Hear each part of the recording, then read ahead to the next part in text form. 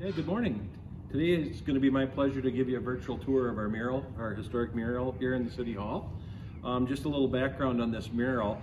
The building we're actually sitting in started out as a lumber company, and when that business closed, the party purchased this facility and remodeled it into a reception hall. And at that time, back in 1997, was when Lana Beck, a local artist, was commissioned to start this project. And so it started in 97 and has really came to life and been added to over the years.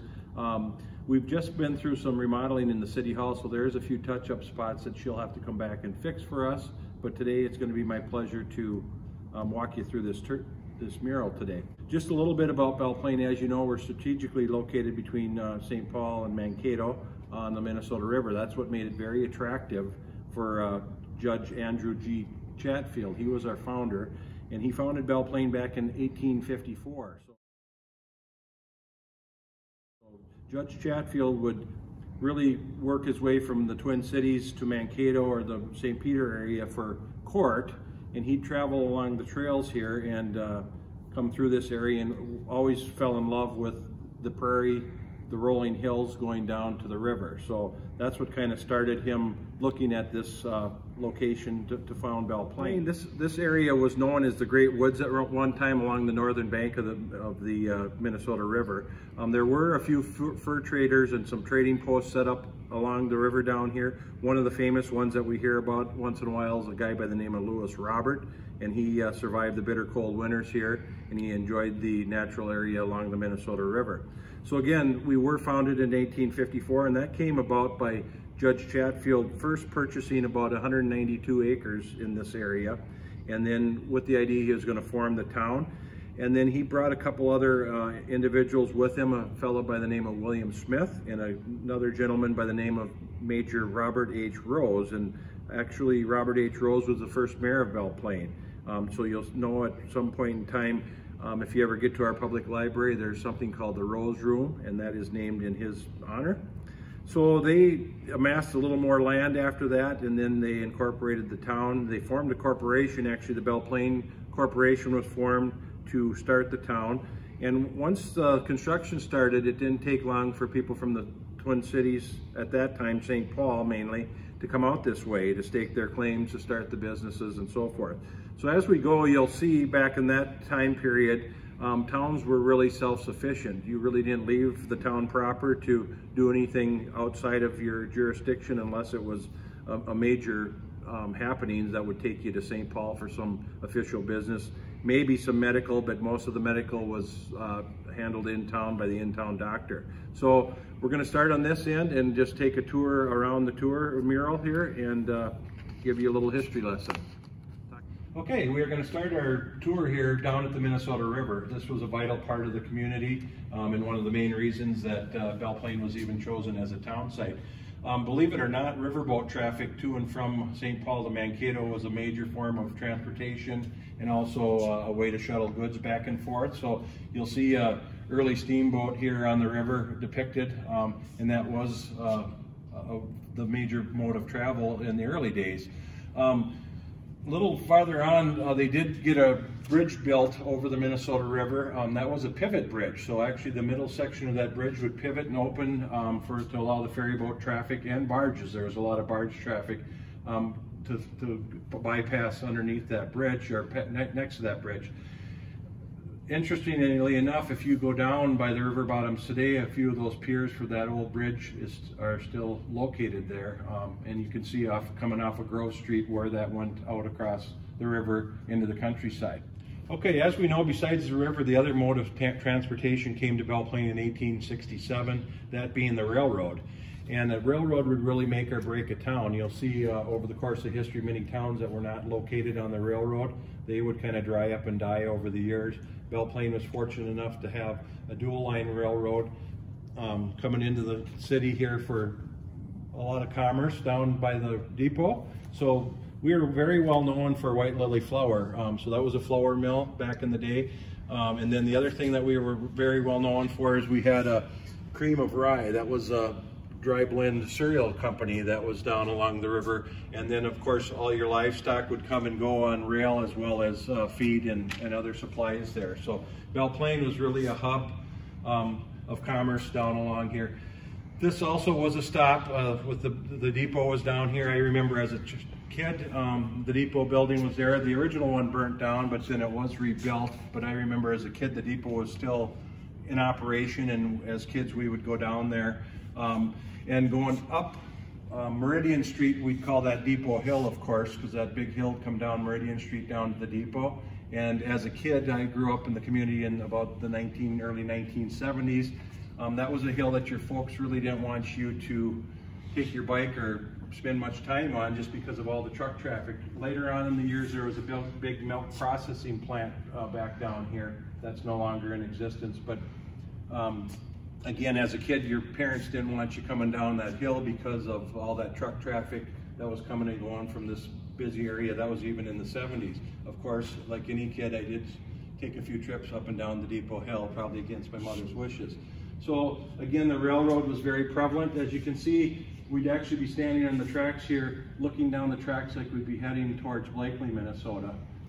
So really a cool depiction of how you're moving along the tracks. One other little side note is there's the house up here is the Weibler house. That was a house for people that were coming and needed a room to rent. If they come in off the railroad at night, that sometimes was your first stop for a night stay and maybe a meal there at the Weibler house. The other thing that is very prevalent about this mural, and I'm not going to spend much time on that today, but up in the clouds you'll see a lot of pictures of famous people that had to do with the history of this community. So again, I would tell you that when you have an opportunity after the COVID scare is over here and things are back to normal, you can come down here. There's a nice guide that gives a lot of history of the mural and the city, and all these faces are numbered, and it really tell you who they are and what they brought to the city. So another very interesting part, how she kind of made those part of the mural without making them stick out and really overpower the mural. Okay, right now on the mural we would actually be coming up Depot Hill on Meridian Street, and as you'll see, we're fanning down Meridian Street. And again, the artist did a wonderful job of depicting us actually moving down the street. So you'll see as we walk, the landscape will get a little fainter as we go, as we're actually walking, which would be going south on Meridian Street. So again, just to point out, as we get into the Central Business District discussion, the town was really self-supportive. You didn't leave town, so you'll see a lot of businesses that sold a lot of like products. So there was a lot of hardware, harness shops, dress shops, of course our famous saloons that we all love, some restaurants, cafes type stuff. Then you'd have your doctors, your barbers, two banks downtown in the Central Business District when this all started, and then there was a theater and a big hotel downtown, which was probably the center of commerce downtown, of people coming and going. The other thing that's depicted very nice in the history of this mural is all the churches that we have in town, both back then and today, and we'll kind of talk about those a little bit. So as we're coming up the Depot Hill, the first thing you'd catch coming up Meridian Street would be a wagon builder, and that was very prevalent in those days. Of course, everybody was horse and buggy or horse and carriage, so a wagon maker or a wagon repair shop was very, very prevalent. And then if you look out behind the wagon shop, this is actually the original Trinity Lutheran Church and schoolhouse. And those buildings are both gone now and have been rebuilt, probably a block farther to the west than this original building would be.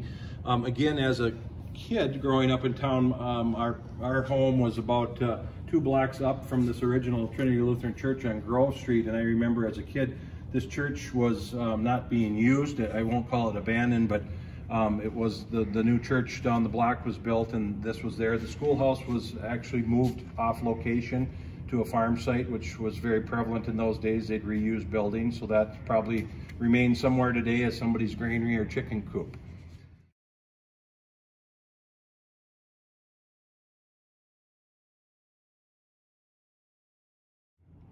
Okay, if you look way back out yonder here, you'll see the original Lutheran home building that was built by Sophie Besseling, and that was originally built as a widow's and orphanage home. And she used some money that she got from Ernest, her son's, he was killed in the Civil War, and she had some money that the government had sent her because of his loss as a soldier. And she used those funds to establish the first Lutheran home. That building, of course, is no longer there, and that campus would be now located a little farther to the west down on Main Street. So we're coming back to Meridian Street, down to the proper now of downtown Belle Plaine. We're probably standing in the vicinity right now of where our City Hall building is. Of course, that would probably be over here where the wagon shop was, and we're heading down towards Church Street, the corner of Church and Meridian. So you'll just notice, again, some of the cool businesses. This was Bill O'Brien's Bucket of Blood Saloon. So that was a saloon, and you can see they had food there. The meals are depicted there of what you'd have to eat back in those days. Oyster stew, that's interesting. And then, of course, the cobbler shop. So again, you wouldn't leave the community to shop, so your shoes would get made here, repaired here. And the cobbler would probably also do some harness work, some leather repair, that kind of thing. And then we're talking about our first saloon. And this building would still be down on the corner of Church and Meridian Street today. So then you're going to see back here what's called Whitlock Lumber. That is Prairie Farm Supply. That building was home to a few different things. It was a lumber company at one time. It was a flour mill at one time. Holt's Flour had their operation set up in there. And I believe at one point in time the original structure burnt. Like I said, fire was very prevalent in those days because the buildings were so close and mostly constructed of wood back in those days. So if there was fire, it was a big thing, and sometimes it would take 2 or 3 structures before they got it stopped. We're going to keep moving on down Meridian Street here, and some of these buildings are going to still be intact today, and we'll kind of put a name to some of these hopefully. So this building is on the corner of, would be on Church, and Meridian would be on the south side of the street. Looks like back in those days that was a meat market. In my day, I remember it as the Country Girls. It was a clothing store. It was a dollar store at one time, just a lot of stuff went in and out of there. I believe today it's used for office space with apartments upstairs. This was the Logan Barber Shop, which is today the Food Shelf building. That building's still intact. Back in the 70s when I was growing up, that was Anderson's Drugstore, and this was a big stop for the local kids because they had a very nice selection of hard candies and candy bars that you could go in there with a quarter and come out with 2 bags of hard candy. So as a kid, we spent a lot of time in and out of that building there. Okay, this building's still intact today. Back in the day, it was a saloon on one side, and it looks like a dressmaker on this one side. Today we have Impact Nutrition, and over here we have a photography studio. What's interesting to note, a lot of times back in the day, the proprietor of the business sometimes would live upstairs in an apartment with their family. So again, you would see that a lot of times where the proprietor and their family would live above the business. This would be Andy's Bar and Grill, and you can see back in the day this was 2 different businesses. The Dakota House came in from that side. That was rooms for rent and a restaurant, and then there was a pool hall here, and again rooms upstairs for rent. Today that's apartments, as we know. And just you'll notice a little bit on the street. Like I said, we've covered a few years here as far as transportation. So for the most part, it's going to be horse and buggy, but you're going to see here there's an Excelsior Henderson motorcycle. So there was some motorized buildings or motorized vehicles, probably getting a little closer to that 1917 time period of this mural. Interesting to note, at one time right downtown there was 2 banks. The State Bank of Belle Plaine sat on one side of the street, and on the other side of the street, which we'll see in a little bit, was the First National Bank. And at one point, some years down the line, State Bank actually bought out the First National Bank, and they were combined, and for many, many years we just had the one bank. Also interesting to note, behind the bank, that was our original high school. You'll notice the portico here in the steeple type setting. I remember again back in the 70s as a kid, this building was remodeled, and half of the building and the steeple were torn down, and a new addition was built, which still stands today as the district center, and the theater arts building is here. But that was the original high school back in the day. And that was the original water tower, which right in their shadow would be where the swimming pool and today the aquatic center sits. So that again came probably down, not sure of the time period of that, maybe in the 90s that came off of there. Again, being self-sufficient, you'll see clothing, boots. This was the Weibler clothing store, dry goods store. This was, in my day, Hahn's store, and that was their groceries, dry goods. You could get material there to make clothes, all that kind of thing. Even back in the 70s, I remember my parents would take us downtown, and the funny thing is, depending where you lived in town, you either went downtown or you went uptown. My grandparents lived down a little closer to the river, so whenever my grandmother would talk about coming into town, she would go uptown. We lived a little farther over, and we would come downtown.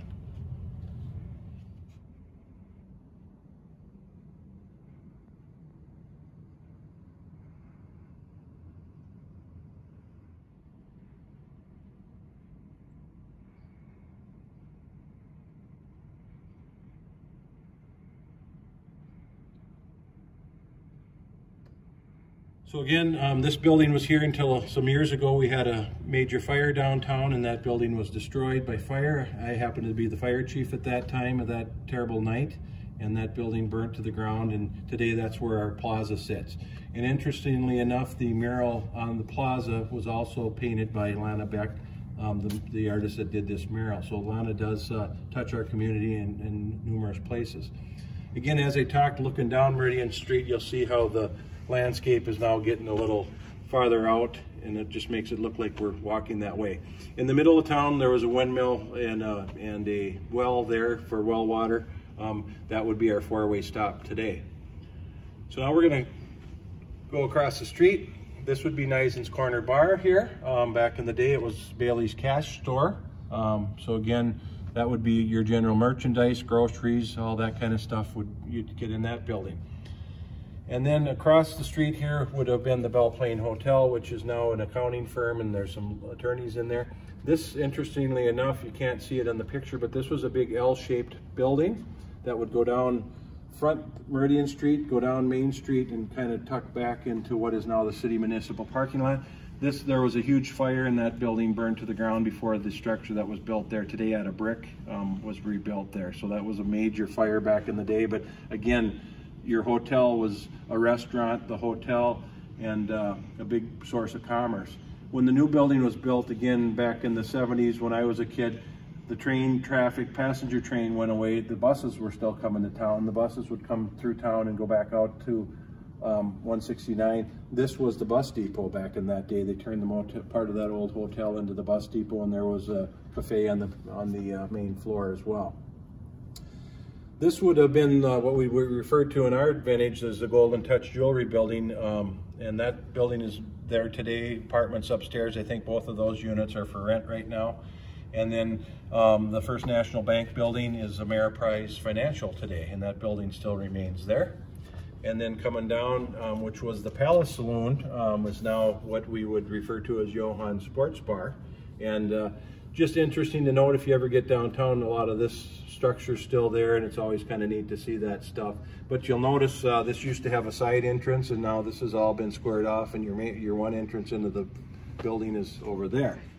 Okay, now we're going to cross what would be an alley here. This would be the Red Door Bar right here, and then we're going to go down into the beauty shop that sits next door here. So those two buildings are still there. Again, totally different how the entrances were restructured over the days. And then this, back in my vintage in the 70s, again, this was Hinnon Jewelry Building. Back in this time period, it was called the Bon Ton Cafe, and there was a confectionery candy store there back in 1896. So again, hard to believe that a candy store was a main business and a family could make their living on a candy store, but they did do that. And then this would have been the old bakery building that's now sitting empty. That structure is still there. And then, of course, coming down, this would have been what was back in my time period, Huber's Red Owl Building. It was originally the Stratton Building, and this was a hardware store back at this time. We did talk a little bit about how apartments were up above, but a lot of times you'd also find office buildings or office spaces. Here you're going to see that there was 3 doctors that had their doctor's office on the 2nd floor of this, and a law office. So this would have been a professional office space. And again, you didn't leave town for any of your medical. These 3 doctors were doing everything from a broken arm to probably minor surgery in this area here. So now we're coming down the street. This is what would have been the old Stephan Hardware building. Today there's a candle manufacturing company in there, and that building still remains today. And then just coming down the street, another grocer back in the day. This was another hardware store. So look, you really have 2 hardware stores across the street from each other. So a lot of competition, but again, everybody made their living without leaving the community, which was interesting in the day. Back then, the Majestic Theater was there. This sits where the Belle Plaine Vets Club sits today, and then the building next to it that isn't there right now in this picture was built. There was a post office there. At one time there was a bowling alley in the basement. There was a major fire there as well. So again, this building the Vets Club would be in this whole area. What we're looking at here is what was St. Peter and Paul's Catholic Church, and I neglected to tell you, way back over here was Sacred Heart Catholic Church. So back in this time frame, religion really was a divide in the community. If you were Catholic, St. Peter and Paul's was the German Catholic, Sacred Heart was the Irish Catholic. We had St. John's Lutheran Church, and then we had Trinity. So the Catholics were separated, the Lutherans were separated, and a lot of times it was frowned upon if you were a Catholic dating a Lutheran, or you didn't kind of cross those boundaries. And at one point in time, then the 2 Catholic churches were combined to become Our Lady of the Prairie, and this structure still stands today. Along with, at that point in time, they did have a sister school there. That school has since been demolished and in addition put on the church here. In the background, you'll see the Episcopalian Church, which still stands on Highway 25. Now closed. The city owns that as a historic site. So this area, these were the Schultz houses, just some families in town, but this would be where our current post office sits today, just to kind of give you some reference. And then coming down the block and a few streets back, this is our famous 2-story outhouse, and the Hooper Bowler Hillstrom house with our 2-story outhouse today, which still stands there. The original barn is gone, but the new Carriage House Museum stands in that vicinity. And again, I had mentioned that my grandpa and grandma did live down in this area, so as a kid I would walk through Main Street, cut through this yard at the Hillstrom house to get to their property. And I'll always remember at that time an older Mr. Hillstrom would always sit on this porch, and as a kid you were deathly afraid of him, and you didn't go near the porch. Turns out he was one of the nicest guys around, I found in later years, but as a child you never really went through the yard. You always made sure you went around the building. So now we're going to be leaving town, just kind of going to be going back down towards the river on the other side of town. And as we go through town, one thing I'll note about this tree, that was called the Bowler Lone Tree, and that was a significant tree on the hillside or coming up the valley, and that was used by the fire department for directional use. So if they would see smoke at some vicinity, they'd look at that tree and try and get their bearings where the fire could be or where the smoke's coming from, and a lot of times they'd use that as a directional signal for themselves. Back in the day when I was on the fire department, a little different than the tree, but we still used names and farm names and people's names as directional aids when we were going out to a call. So we'd say, hey, the fire's at so-and-so address, take a left at the Bill Johnson farm, and we'd have a good idea where we were going. Now with all the GPS and the computer systems and all the fire trucks, they basically get a map drawn right to the front door of the incident. But even back in my time, which was in the 90s and 2000s, we still use some old school directional finding tricks when we were going out on a call. You'll see a thrashing scene depicted here, and this would be out on the prairie. Coburns would probably be out in this area, and then we'd be looking out here before you're going to go up the hill on the road to New Prague. But thrashing was a big thing. A lot of times it was all the farm neighbors would come together. Maybe one guy owned the thrashing machine and steam engine, and he traveled to different farms to do this, but all the neighbors would come together to thrash, and everybody would help out, and then they'd go to the next farm and the next farm, and that's how they'd get their work done. So now we're just going to circle around. We're heading out of town, and we're going to be heading back down towards the river, and the river bottoms, as we would call it. This is that grand house that's heading out towards Jordan. And if you're coming up the hill by the Jordan Tap, that would be that house that still sits there today. And so the last thing that we're going to talk about today, we had brick yards, we had sawmills. Again, as I mentioned, you didn't leave town for anything. So if you're going to build a house, you got your brick and lumber in town. But this was a very important piece of the community at one point. This was the brewery, the Schmidt Brewery. And remnants of this are still down in the hillsides. The caves are still there. The structures are gone. Again, in the 70s and 80s when I was growing up, this structure was here. A lot of this was gone, and the caves were there. So again, a favorite place for your parents to tell you not to go hang out in those caves down along the river where they'd cool the beer kegs after they would keg the beer. But as a interested child, we did find our way down there once in a while. And so again, breweries were a big part of a lot of towns, and you'll hear that history. Jordan also had a huge brewery, and so this was the Schmidt Beer Brewery. So again, I would invite you to come back. I'm going to just show you the front of this. Lana did a wonderful job of putting together this mural, and you can walk through the mural. There's pages in here that depict who the faces are in the clouds, and tells you all about all these wonderful people that made Belle Plaine the wonderful community it is today. So I invite you back. Once in a while, the artist is on site. If you see that, it's a true treat to have her really walk through it. I've had that opportunity, and she really brings it much more to life and does a much greater job than I probably did today. But again, it's here to enjoy in the community. Stay safe and appreciate your time. Have a great day.